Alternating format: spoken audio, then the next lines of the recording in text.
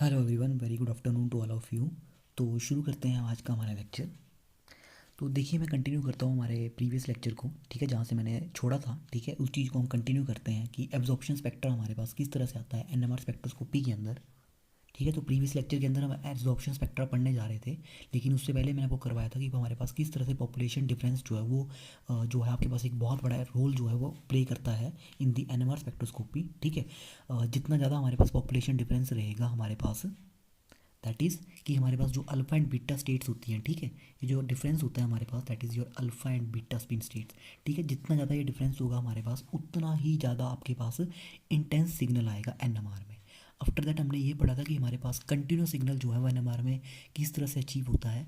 After that हम relaxation processes के ऊपर आए थे। ठीक है, रिलैक्सेशन मतलब किस तरह से आपके पास जो है वो न्यूक्लियाई जो है वो रिलैक्स होगा after going in the higher excited state, that is your beta spin state. ठीक है, जब बीटा स्टेट में जाएगा हाई एनर्जी में, तो आपके पास किस तरह से वापस जो है वो आपके पास रिलैक्स होकर आपके पास ग्राउंड स्टेट में आएगा। ठीक है, तो अब हम बात करते हैं कि हमारे पास जब भी हम एनएमआर स्पेक्ट्रा करेंगे ना, तो आपके पास स्पेक्ट्रा जो है वो किस तरह से होगा।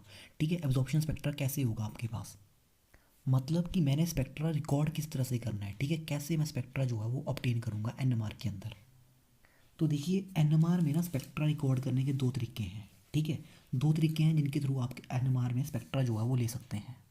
तो देखिए, फर्स्ट हमारे पास क्या वे है, पहला तरीका क्या है, किस तरह से हम एनएमआर में स्पेक्ट्रा जो है वो रिकॉर्ड करेंगे।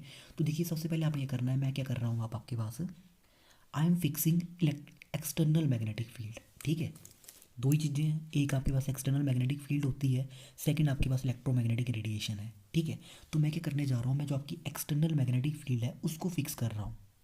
मतलब ये जो आपकी एक्सटर्नल मैग्नेटिक फील्ड है जिसको हम रिप्रेजेंट करते हैं एच नोट से, ठीक है, या बी नोट से, इसको मैंने क्या कर दिया, इसको मैंने फिक्स कर दिया है। ठीक है, अब ये फिक्स हो चुकी है। ठीक है, मतलब जो मेरी ऑपरेटिंग फ्रिक्वेंसी है, ठीक है, एक्सटर्नल मैग्नेटिक फील्ड का मतलब क्या है, आपकी जो ऑपरेटिंग फ्रिक्वेंसी है उसको मैंने फिक्स कर दिया। तो मान लो कि लेट जो मेरे पास ऑपरेटिंग फ्रिक्वेंसी है, ठीक है, या let your operating frequency this is equal to, suppose कि मेरा इंस्ट्रूमेंट है आपके पास, let it to be 60 megahertz. ठीक है, 60 मेगाहर्ट्ज़ का इंस्ट्रूमेंट है मेरे पास। अब आपने क्या किया, अब आप एक न्यूक्लियस है आपके पास, एनएमआर एक्टिव है, ठीक है, उसको इस एक्सटर्नल मैग्नेटिक फील्ड के अंदर लेके आ रहे हैं। ठीक है, लेके आगे में आप अब क्या करेगा, definitely magnetic lines of forces north से साउथ की ओर जाएगी, तो न्यूक्लियाई खुद को विद द फील्ड अलाइन कर लेगा। अब जब विद द फील्ड अलाइन करेगा तो इस फ्रिक्वेंसी के ऊपर डेफिनेटली न्यूक्लियाई प्रिसेस करना स्टार्ट करेगा। अब जब प्रिसेस करेगा तो कुछ तो उसकी लार्वल फ्रिक्वेंसी होगी ना वहाँ पे, ठीक है, क्योंकि प्रिसेशन कर रहा है इस फ्रिक्वेंसी के ऊपर। अब देखिए, फील्ड तो आपके पास फिक्स है ना, अब न्यूक्लियाई है, उसको फील्ड मिल गई, फील्ड मिलने के बाद अलाइन करेगा, अलाइन करने के बाद स्पिन तो करेगा नहीं, प्रोसेस करेगा। जब प्रोसेस करेगा तो उसकी फ्रिक्वेंसी फिक्स हो चुकी है आपके पास, कुछ तो कुछ ना कुछ फ्रिक्वेंसी के ऊपर तो प्रोसेस प्रिसीजन कर रहा है। ऐसा तो है नहीं कि मैं अब आपके पास फील्ड को चेंज करूँगा, ये फील्ड आपके पास फिक्स हो चुकी है, तो जो उसकी प्रिसीजन करने की फ्रिक्वेंसी होगी वो भी आपके पास कुछ ना कुछ आपके पास फिक्स हो जाएगी। मतलब क्या बोल रहा हूँ मैं आपके पास, जब आपके पास एक्सटर्नल मैग्नेटिक फील्ड फिक्स हो गई है तो आपकी जो लार्मर फ्रिक्वेंसी होगी वो भी अब आपके पास क्या हो जाएगी, वो भी आपके पास फिक्स हो जाएगी। ठीक है, अब मैंने क्या करना है, अब मैंने आपके पास क्या करना है, अब मैंने डाल लिया यहाँ से इलेक्ट्रोमैग्नेटिक रेडिएशन। लेकिन मैं इलेक्ट्रोमैग्नेटिक रेडिएशन मुझे पता नहीं है कि मैंने कौन सी डालनी है। ठीक है, अब देखिए मैंने क्या किया था, मेरे को सिर्फ ये पता था कि ऑपरेटिंग फ्रिक्वेंसी मेरे पास कितनी है, 60 मेगाहर्ट्ज़ की। इसके अंदर मैंने न्यूक्लियस को रख दिया, उसने प्रोसेस करना स्टार्ट कर दिया। प्रोसेस कर रहा था, कुछ तो लार्वल फ्रिक्वेंसी होगी, लेकिन वो कितनी है मुझे नहीं पता उसके बारे में कुछ भी। ठीक है, क्योंकि वो तो आपके पास न्यूक्लियस के ऊपर डिपेंड करेगा। ठीक है, न्यूक्लियस कैसा है वो तो उसके ऊपर डिपेंड करने जा रहा है, तो जो भी आपके पास वैल्यू होगी वो तो फिक्स होगी है उस न्यूक्लियस के लिए। अब मैंने यहाँ से आपके पास रेडियो फ्रिक्वेंसी डालनी है। ठीक है, लेकिन एब्जॉर्ब कहाँ पे करेगा न्यूक्लियाई मुझे नहीं पता। ठीक है, मैं यहाँ से रेडिएशन थ्रो करने जा रहा हूँ। ठीक है, मुझे नहीं पता किस रेडिएशन के ऊपर आपका न्यूक्लियस जो है वो उसको एब्जॉर्ब करेगा, मतलब रेजोनेंस कहाँ आएगा, मुझे इसके बारे में कोई इन्फॉर्मेशन नहीं है। फॉर दिस मुझे क्या करना पड़ेगा, मुझे डिफरेंट डिफरेंट जो आपकी रेडियो फ्रिक्वेंसी वेव्स होगी उसको डालना पड़ेगा। That means I am changing radiations. ठीक है, मैं जो आपकी इलेक्ट्रोमैग्नेटिक रेडिएशंस होंगी उसको चेंज करने जा रहा हूँ। तो मेरे पास जो वेरिएबल पार्ट होगा that will be your electromagnetic radiation. ठीक है, तो याद रखना है कि मेरे पास वेरी कौन कर रहा है, वेरी मैं किसको करने जा रहा हूँ, मैं वेरी कर रहा हूँ यहाँ से इलेक्ट्रोमैग्नेटिक रेडिएशंस को। तो देखिए, वो मेथड जहाँ पे आप मैग्नेटिक फील्ड को फिक्स कर दोगे और आप इलेक्ट्रोमैग्नेटिक रेडिएशन को वेरी करते हैं, ठीक है, इस मेथड को हम आपके पास बोलते हैं, this is called as your linear, this is called as your linear sweep method. ठीक है। यहाँ पे हमने एक स्वीप करना है which is called as your linear sweep, ठीक है। और यहाँ पे होगा क्या, आपने रेडिएशन को वेरी किया है और मैग्नेटिक फील्ड को आपने फिक्स रख दिया हुआ है, ठीक है। सो इसका मतलब क्या हुआ, हम क्या करेंगे, मैं एक आपके पास एक जनरेटर टाइप लूँगा जो कि आपके पास एक रेडियो फ्रिक्वेंसी जो वेव्स होती हैं आपके पास उनको जनरेट करेगा, ठीक है। मतलब सपोज ऐसा मान लो कि मैं एक आपके पास रेडियो फ्रिक्वेंसी जनरेटर हूँ, तो मैं यहाँ से आपके पास रेडियो फ्रिक्वेंसी वेव्स जो हैं उनको धीरे धीरे जो है वो ट्यून करूँगा हमारे न्यूक्लियस के ऊपर, मतलब मैं वहाँ से एक लीनियर स्वीप करूँगा, ठीक है। अब ऐसा तो है नहीं कि मैं एक ही बार में बहुत सारी हाई फ्रिक्वेंसी जितनी भी आपके पास रेडियो फ्रिक्वेंसीज होंगी उनको फेंक दूंगा, मैं धीरे धीरे चलूँगा। पहले मैं लोअर फ्रिक्वेंसी को पकड़ूंगा, ठीक है। और डालनी कौन सी है ये ध्यान में रखना, ठीक है। ये जो आपका जनरेटर होगा रेडियो फ्रिक्वेंसी जनरेटर, यहाँ से आपकी रेडियो फ्रिक्वेंसी चाहिए, ठीक है। इसके ऊपर NMR आएगा आपके पास और किसी पे नहीं आने वाला है, ठीक है। UVIR नहीं चाहिए मुझे, सिर्फ और सिर्फ रेडियो फ्रिक्वेंसी वेव्स चाहिए, ठीक है। तो यहाँ से आपके पास रेडियो फ्रिक्वेंसी वेव्स आएगी। पहले मैं करूँगा आपके पास लो फ्रिक्वेंसी को डालूंगा, फिर धीरे धीरे उसकी फ्रिक्वेंसी को बढ़ाता जाऊँगा, हाई फ्रिक्वेंसी पे आता जाएगा। तो जहाँ पे भी मेरा एब्जॉर्प्शन होगा डेफिनेटली मैं उसको मैं चेक करता जाऊँगा, ठीक है। तो मेरे पास ग्राफ किस तरह से आएगा, मेरा जो ग्राफ आएगा, this graph will be like this, ठीक है। सपोज कि इस तरह से मेरे पास क्या होगा, this is your frequency of electromagnetic radiation, ठीक है। ये फ्रिक्वेंसी आ गई और this side I am having intensity, इस साइड को इंटेंसिटी है, दिस साइड को ये फ्रिक्वेंसी है मेरे पास इलेक्ट्रोमैग्नेटिक रेडिएशंस की, ठीक है। डेफिनेटली मैं आपके पास एक सिंपल प्रोटॉन की बात कर रहा हूँ, ठीक है। प्रोटॉन्स है मान लो मेरे पास, उनका स्पेक्ट्रा ले रहा हूँ मैं। तो जहाँ जहाँ भी आपके पास जितने प्रोटॉन्स होंगे वहाँ पे इस तरह से आपके पास जो है वो डिफरेंट डिफरेंट आपके पास सिग्नल आते जाएंगे, ठीक है। तो सपोज़ यहाँ पे मैंने आपके पास 3-4 सिग्नल बना दिए इस तरह से, कोई ज़रूरत नहीं है यहाँ पे आप एक ही मान के चलो, ठीक है। तो चलो ये तो है आपके पास लीनियर स्वीप मेथड, ठीक है। अब सेकंड क्या पॉसिबिलिटी है मेरे पास NMR सिग्नल को रिकॉर्ड करने की, मैं क्या करूँ अब आपके पास, मैं क्या करता हूँ, मैं आपके पास जो इलेक्ट्रोमैग्नेटिक रेडिएशन है ना उसी को फिक्स कर देता हूँ, ठीक है। आई एम फिक्सिंग, ठीक है, आई एम फिक्सिंग किसको, जो आपके पास इलेक्ट्रोमैग्नेटिक रेडिएशंस हैं जहाँ पे मैंने पहले इनको वेरी किया था, अब मैं इसी को फिक्स करने जा रहा हूँ। कि मान लो मैं क्या करता हूँ कि मेरे पास इलेक्ट्रोमैग्नेटिक रेडिएशंस है, ठीक है। Suppose I am having electromagnetic radiations जिसकी फ्रिक्वेंसी है मेरे पास मान लो दिस इज़ योर 75 मेगाहर्ट्ज़, ठीक है। कितनी है, 75 मेगाहर्ट्ज़ पे आपके पास इलेक्ट्रोमैग्नेटिक रेडिएशन को मैंने फिक्स कर दिया हुआ है, ठीक है। तो अब चेंज किसको करूँगा मैं, आई विल बी मेरा वेरिएबल पार्ट जो होगा अब यहाँ से, ठीक है। वेरिएबल पार्ट ये कौन सा होने वाला है मेरा, variable part will be your external magnetic field, ठीक है। जो आपकी एक्सटर्नल मैग्नेटिक फील्ड है अब मैं उसको वेरी करने जा रहा हूँ, ठीक है। रेडिएशन फिक्स है, कितनी फ्रिक्वेंसी के ऊपर है, 75 मेगाहर्ट्ज़ के ऊपर। अब जो मेरी फील्ड है मैं उसको वेरी करने जा रहा हूँ यहाँ से, ठीक है। वेरी करने का मतलब क्या है कि जब आपके पास कोई न्यूक्लियस होगा, ठीक है, आप उसको एक्सटर्नल मैग्नेटिक फील्ड के अंदर रखोगे, रख दिया। अब क्या होगा, पहले आप थोड़ी सी कम फ्रिक्वेंसी दोगे, ठीक है। एक चीज़ का ध्यान रखना, मैं जब भी NMR की बात करने जा रहा हूँ, चाहे मैं आपके पास एक्सटर्नल मैग्नेटिक फील्ड की बात करूँ, या मैं आपकी लार्मर फ्रिक्वेंसी की बात करूँ, या मैं बात करूँ कि आपके पास जो इलेक्ट्रोमैग्नेटिक रेडिएशंस आ रही हैं, ठीक है, मैं हमेशा ही फ्रिक्वेंसी की बात कर रहा हूँ वहाँ पे, ठीक है। I am always talking about the frequency, ठीक है। मैं ध्यान रखना, मैं कभी वेवलेंथ के बारे में नहीं बोल रहा हूँ वहाँ पे, ना ही मैं एनर्जी की टर्म्स में जा रहा हूँ, ठीक है। तो जब भी मेरे मुंह से एनर्जी निकलेगा तो समझ जाना, उसका मतलब ये है कि मैं फ्रीक्वेंसी की बात कर रहा हूँ वहाँ पे, ठीक है। तो मतलब हमें किससे मतलब, हमें सिर्फ और सिर्फ फ्रीक्वेंसी से मतलब है, ठीक है। सो दैट मीन्स मैं क्या बोल रहा था कि आपके पास न्यूक्लियाई है मेरे पास, ठीक है। आपने क्या किया, उसको एक्सटर्नल मैग्नेटिक फील्ड में रख दिया, खुद को लाइन कर लिया, ठीक है। अब आपने शुरू में आपके पास जो आपने एक्सटर्नल मैग्नेटिक फील्ड अप्लाई की है वो कम है, ठीक है।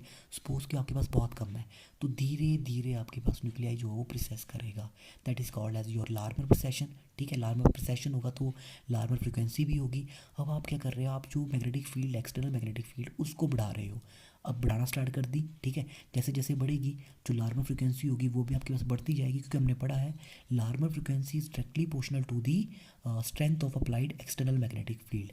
जैसे जैसे आपके पास स्ट्रेंथ बढ़ेगी मैग्नेटिक फील्ड की, डेफिनेटली लार्मर फ्रिक्वेंसी भी बढ़ती जाएगी, ठीक है। अब जैसे जैसे लार्मर फ्रिक्वेंसी बढ़ती जाएगी ना आपके पास, अब आपके पास क्या होगा, एक ऐसी मोमेंट आएगी जब आपकी लार्मर फ्रिक्वेंसी जो है आपके पास वो मैच कर जाएगी इस इलेक्ट्रोमैग्नेटिक रेडिएशंस के साथ, क्योंकि ये तो फिक्स है आपके पास। फिक्स वेरी किसको कर रहा हूँ मैं, वेरी कर रहा था मैग्नेटिक फील्ड को। जब मैग्नेटिक फील्ड वेरी होगी तो डेफिनेटली लार्मर फ्रिक्वेंसी भी चेंज होगी आपके पास, जैसे जैसे फील्ड बढ़ती जाएगी लार्मर फ्रिक्वेंसी भी बढ़ती जाएगी। सो एक ऐसा मोमेंट आएगा जब लार्मर फ्रिक्वेंसी मैच कर जाएगी इस इलेक्ट्रोमैग्नेटिक रेडिएशंस के साथ, ठीक है। जब ऐसा होगा एट दैट टाइम हमारे पास रेजोनेंस आ जाएगा और एब्जॉर्प्शन हमारे पास हो जाएगा। ठीक है। तो वो वाला मेथड जहाँ पे हम आपके पास इलेक्ट्रोमैग्नेटिक रेडिएशन को फिक्स करते हैं और एक्सटर्नल मैग्नेटिक फील्ड को हम वेरी करते हैं, this is called as your field sweep method. इसको हम बोलते हैं आपके पास फील्ड स्वीप मेथड। और ध्यान रखना 99% जो आपके पास एनएमआर में ग्राफ होंगे वो इसी मेथड से आते हैं। ठीक है। 99% टाइम आपके पास जो ग्राफ होंगे वो यहीं से आएंगे। और ऐसा क्यों है, देखिए हमारे पास ना जो ऐसे इंस्ट्रूमेंट जहाँ पे मैं लीनियर स्वीप मेथड यूज़ करूँ, मतलब इलेक्ट्रोमैग्नेटिक रेडिएशन को वेरी करूँ, ठीक है, वो आपके पास इंस्ट्रूमेंट बहुत ज़्यादा महंगे होते हैं। ठीक है, बहुत कॉस्टली हैं, तो उनको आपके पास अचीव कर पाना इतना आसान नहीं हो पाता है। लेकिन अगर ऐसा जैसा मैं आपके पास इंस्ट्रूमेंट हो तो बहुत ज़्यादा बेटर आपके पास एनएमआर ग्राफ आएगा, लेकिन बहुत कॉस्टली है। इसी वजह से हम जो है आपके पास फील्ड स्वीप मेथड का यूज़ करते हैं।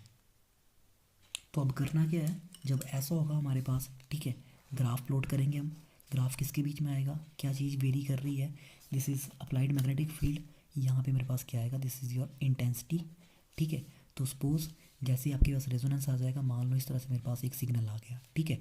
अगर डिफरेंट डिफरेंट न्यूक्लियस होंगे तो डिफरेंट डिफरेंट पीक्स आएंगी इस तरह से हमारे पास। ठीक है।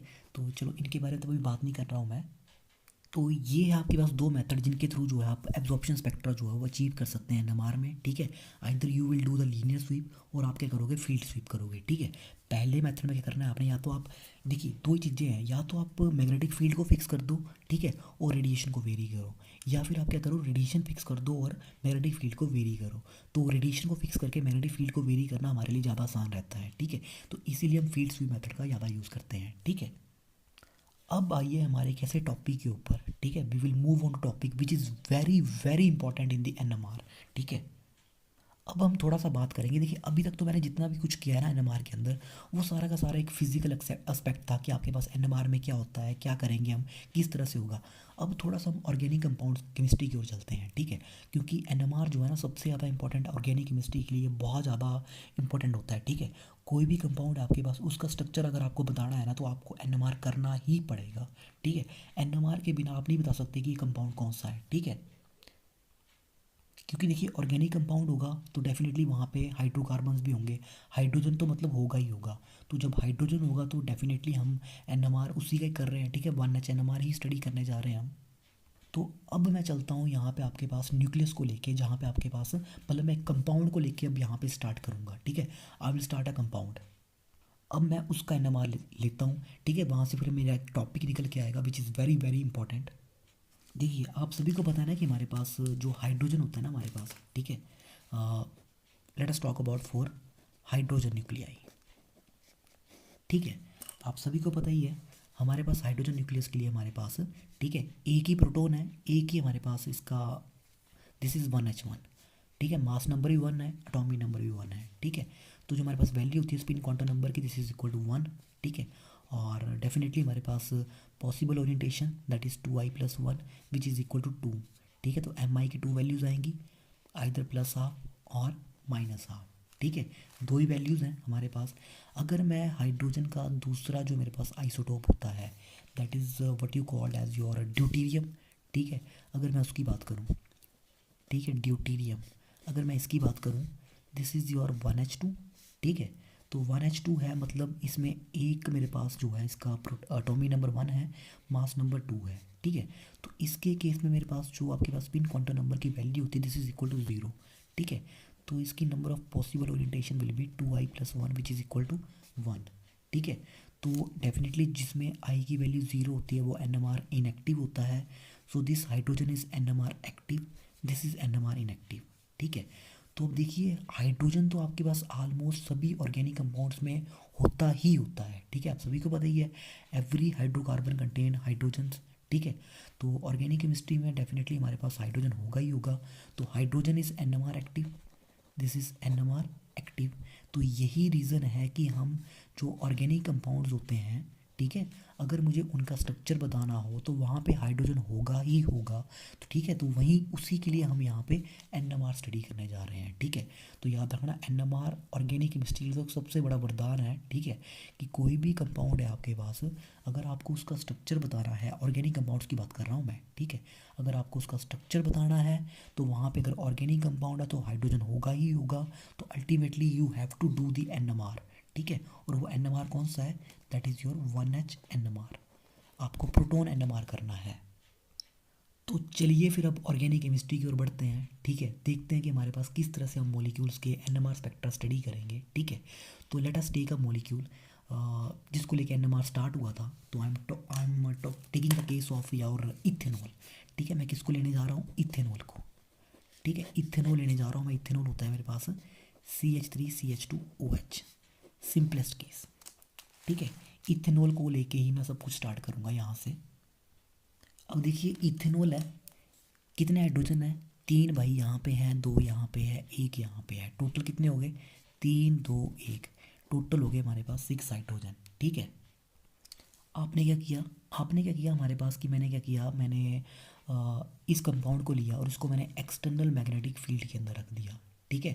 I am putting this compound in the presence of external magnetic field. तो यहाँ पे क्या होगा, जितने भी हाइड्रोजन होंगे मेरे सारे के सारे, ठीक है, वो अब खुद को फील्ड के साथ अलाइन कर लेंगे। ऐसे ही करेंगे, फील्ड के साथ अलाइन कर लेंगे। जब अलाइन करेंगे तो वहाँ पे प्रिसेस करेंगे तो कुछ तो लार्वल फ्रिक्वेंसी होगी, ठीक है। अब जिस मोमेंट के ऊपर हमारी लार्वल फ्रिक्वेंसी मैच कर जाएगी इलेक्ट्रोमैग्नेटिक रेडिएशंस के, ठीक है, उस टाइम पे हमारे पास एब्जॉर्प्शन हो जाएगा। तो सपोज मैं क्या कर रहा हूँ, मान लो दिस इज़ मेरा north pole and this is our south pole. अब मैंने एक्सटर्नल मैग्नेटिक फील्ड में इस मॉलिक्यूल को रख दिया है, ठीक है। चलो पहले मैं बना लेता हूँ इसको। तो देखिए ये है मेरे पास इथेनॉल, ठीक है। कार्बन, 3 हाइड्रोजन CH3CH2OH, ठीक है। अब जब मैं आपके पास, ठीक है, इस कंपाउंड को एक्सटर्नल मैग्नेटिक फील्ड में रखूँगा तो मेरे पास क्या होगा? डेफिनेटली इस तरह से न्यूक्लियस था, खुद को अलाइन कर लेगा। तो ये जितने भी प्रोटॉन्स हैं मेरे पास सारे के सारे, ठीक है, अब वो खुद को विद द फील्ड अलाइन कर लेंगे इस तरह से, ठीक है। तो ये देखिए मैंने अलाइनमेंट बना दी। सारे के सारे प्रोटॉन्स जो हैं वो खुद को विद द फील्ड जो है वो इस तरह से अलाइन कर लेंगे। कर लिया अलाइन सभी ने। अलाइन करने के बाद प्रिसेस करेंगे, ठीक है। प्रिसेस करेंगे तो कुछ तो प्रिसेशनल फ्रिक्वेंसी होगी, तो सभी की कुछ ना कुछ प्रिसेशनल फ्रिक्वेंसी हो जाएगी। अब देखिए जिस मोमेंट के ऊपर इन सभी प्रोटॉन्स की प्रिसेशनल फ्रिक्वेंसी मैच कर जाएगी, जो मैं यहाँ से ऊपर से इलेक्ट्रोमैग्नेटिक रेडिएशन डालने जा रहा हूँ, ठीक है, जब वो उसके साथ मैच हो जाएगी तो एब्जॉर्प्शन फिनोमेना आपके पास हो जाएगा, ठीक है। तो मेरे पास जो ग्राफ आना चाहिए, किस तरह ग्राफ आना चाहिए? जो मेरा ग्राफ होगा, graph will be like this, ठीक है। Definitely strength of magnetic field में वेरी कर रहा हूँ, यहाँ पे मेरे पास इंटेंसिटी होगा, ठीक है। तो ग्राफ किस तरह से आएगा? अब देखिए भाई 6 प्रोटॉन्स हैं मेरे पास, ठीक है। 6 प्रोटॉन है तो डेफिनेटली प्रोटॉन तो प्रोटॉन ही होता है भाई। तो सभी के प्रोटॉन्स जो है आपके पास एब्जॉर्ब करेंगे और मेरे पास ग्राफ आना चाहिए इस तरह से, ठीक है। Graph will be like this, ठीक है। This should be my expected graph. इसको लिख रहा हूँ मैं कि ऐसे ही आना चाहिए ना, एक्सपेक्टेड ग्राफ है मेरे पास ये, ठीक है।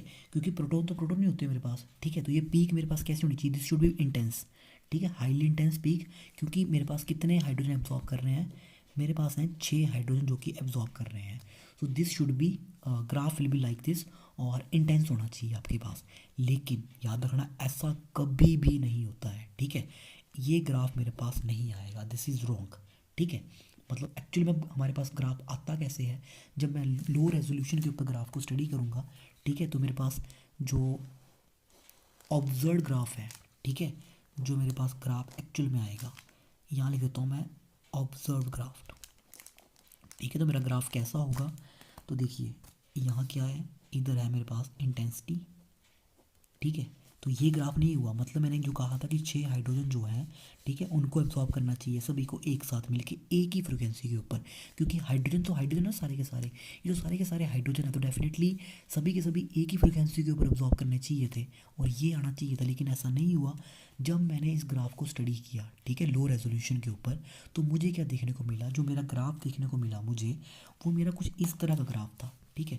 इट इज़ लाइक दिस, इस तरह से पहले एक पीक देखने को मिली मुझे, ठीक है। आफ्टर दैट मैं देख रहा हूँ यहाँ पे एक और पीक आई इस तरह से, ठीक है। आफ्टर दैट मैं यहाँ पे एक और पीक देखने को मिल रही है, ठीक है। तो ये मेरे पास कुछ इस तरह से लो रेजोल्यूशन ग्राफ आया, this is your low resolution graph, ठीक है। तो यहाँ से देखिए इस ग्राफ से मैं क्या इन्फॉर्मेशन मिली, इस ग्राफ से मुझे क्या इन्फॉर्मेशन मिली, पहली इन्फॉर्मेशन मुझे यहाँ से ये मिल रही है, ठीक है। अगर मैं इस ग्राफ को पहले कंपेयर कर लेता हूँ, ठीक है। देखिए यहाँ पे मेरे पास क्या हो रहा था, मैं क्या एक्सपेक्ट कर रहा था कि ये 6 के 6 हाइड्रोजन है, और हाइड्रोजन तो हाइड्रोजन होता है, चाहे जिस मर्जी के साथ लगाओ, इनको सभी को तो एक ही फ्रिक्वेंसी के ऊपर ऑब्जॉर्व करना चाहिए था, तो ग्राफ ऐसा आना चाहिए था, लेकिन ऐसा नहीं हुआ।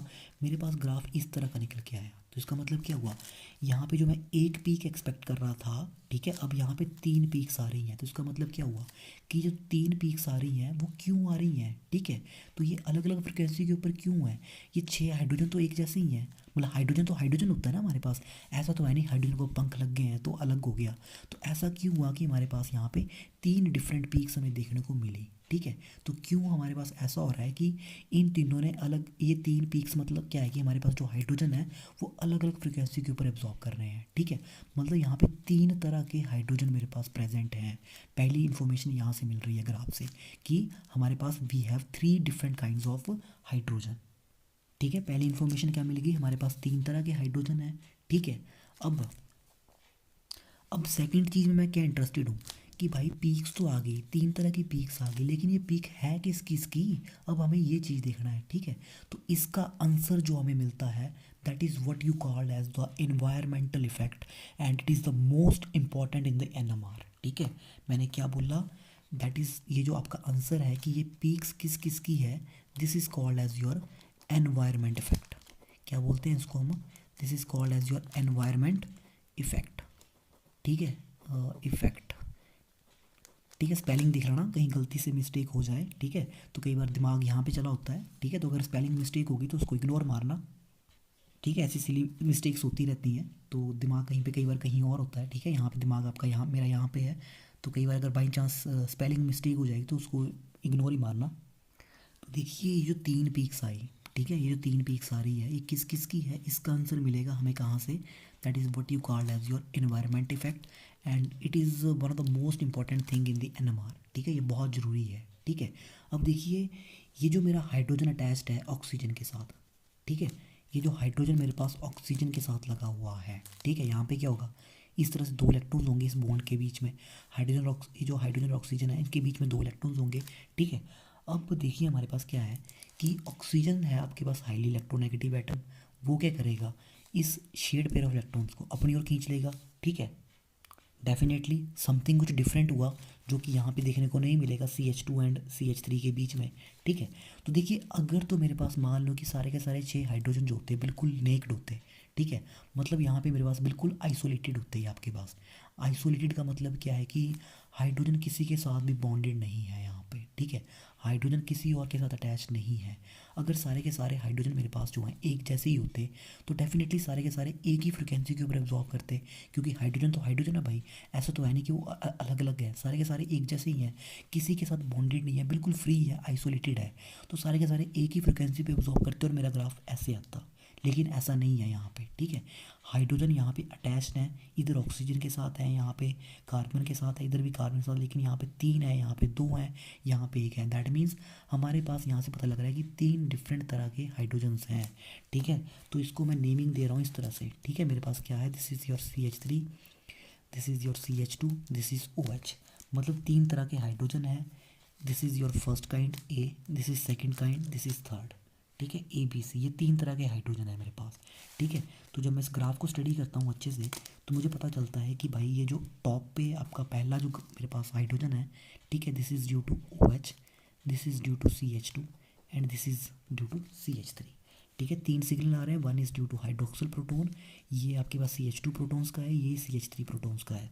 और ध्यान में रखना ये जो पीक्स आ रही है this is due to the protons, oxygen वगैरह की नहीं है, कार्बन वगैरह की, ये हाइड्रोजन के सिग्नल्स हैं सारे के सारे, ठीक है। इन्हीं को ही हम एनएमआर में पढ़ते हैं। अब देखिए हमारे पास 3 सिग्नल आए क्यों, क्योंकि हमारे पास ये जो हाइड्रोजन्स है ना हमारे पास, ठीक है, जो यहाँ पे ऑक्सीजन के साथ लगे हैं, इस कार्बन के साथ लगे हैं, ये मिथाइल ग्रुप वाले हैं हमारे पास, ठीक है, इनके जो आसपास का एनवायरनमेंट है, ठीक है, मतलब जो हमारे आसपास का एनवायरनमेंट है इन सभी का, वो आपके पास अलग अलग था। अगर एक जैसा एनवायरनमेंट होता है इन सभी का तो सभी डेफिनेटली इस तरह का ग्राफ देते हैं, लेकिन ये सारे के सारे अलग अलग हैं। तो अलग अलग होने की वजह से ही आपके पास इन सभी ने, जब आपके पास आपने क्या किया, एक्सटर्नल मैग्नेटिक फील्ड अप्लाई की, तो इन्होंने डिफरेंट डिफरेंट फ्रिक्वेंसी के ऊपर, ठीक है, उसको एब्जॉर्ब किया, और लार्मर जो आपके पास प्रिसेशन किया, लार्मर फ्रिक्वेंसी इन सभी की अलग अलग हुई, ठीक है। अगर एक जैसे होते सारे के सारे प्रोटॉन एक ही इन्वायरमेंट में, तो सभी जब आपके पास प्रिसीजन कर रहे होते, तो सभी की लार्मर फ्रिक्वेंसी एक जैसी होती, और जो आपके पास इलेक्ट्रोमैग्नेटिक रेडिएशन है वो सभी एक जैसी इलेक्ट्रोमैग्नेटिक रेडिएशन जो है वो आपके पास एब्जॉर्ब करके सिग्नल देते। लेकिन अब आपके पास क्या था, इनका एनवायरनमेंट अलग था, तो जो आप फील्ड देने जा रहे हैं वो फील्ड सभी के लिए अलग अलग होगी, ठीक है। एक्सटर्नल मैग्नेटिक फील्ड सभी को अलग अलग मिल रही है, जिसकी वजह से आपके पास क्या हो रहा है, ये जो हमारे पास प्रोटॉन्स है सारे के सारे, इनकी लार्मर फ्रिक्वेंसी भी डिफरेंट होगी, और जब लार्मर फ्रिक्वेंसी हमारे पास डिफरेंट होगी, डेफिनेटली एब्जॉर्प्शन भी अलग अलग फ्रिक्वेंसी के ऊपर ही आएगा, ठीक है। तो this is called as your environmental effect.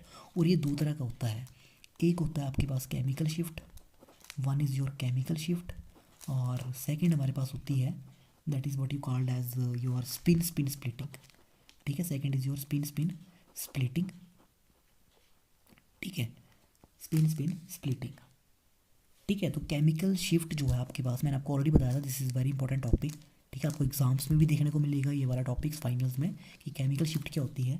और यहाँ से आपका एक सबसे इंपॉर्टेंट टॉपिक निकल के आएगा, that is your shielding and D, ठीक है, जिसके बारे में मैंने आपको प्रीवियस लेक्चर के अंदर भी बताया था, shielding and D, which is very very important. और डेफिनेटली वो तो आपको समझना बहुत ज़रूरी है, उसके बिना तो आपका एनएमआर नहीं होगा, क्योंकि वहीं से पता लगता है कि पीक्स कहाँ कहाँ पे आएंगी आपकी। मतलब जो हम एनएमआर रिकॉर्ड करेंगे उसकी कुछ स्केल्स होती हैं, ठीक है, वो वहाँ पे हम पढ़ते हैं according to that is your chemical shift जो हमारे पास होती है, ठीक है, उसको हम स्टडी करते हैं। लेकिन वहाँ के आप उसके लिए आपके पास जो है वो शील्डिंग और डीशील्डिंग का थोड़ी नॉलेज होना बहुत ज़रूरी है, ठीक है। तो नेक्स्ट लेक्चर के अंदर मैं केमिकल शिफ्ट को इंट्रोड्यूस करवाऊंगा कि हमारे पास ये क्या होती है, ठीक है। तो ये जो मैंने आपको चीज़ बताई दैट इज़ योर 3 सिग्नल्स, ठीक है। अब देखिए सिग्नल किस तरह से निकालते हैं ये भी मैं आपको बताऊंगा, लेकिन आने वाले लेक्चर्स के अंदर पहले थोड़ा थ्योरेटिकली समझ लेते हैं कि हमारे पास केमिकल शिफ्ट्स वगैरह क्या क्या चीज़ें होती हैं, ठीक है, स्पिन स्पिन स्प्लिटिंग कैसे होती है।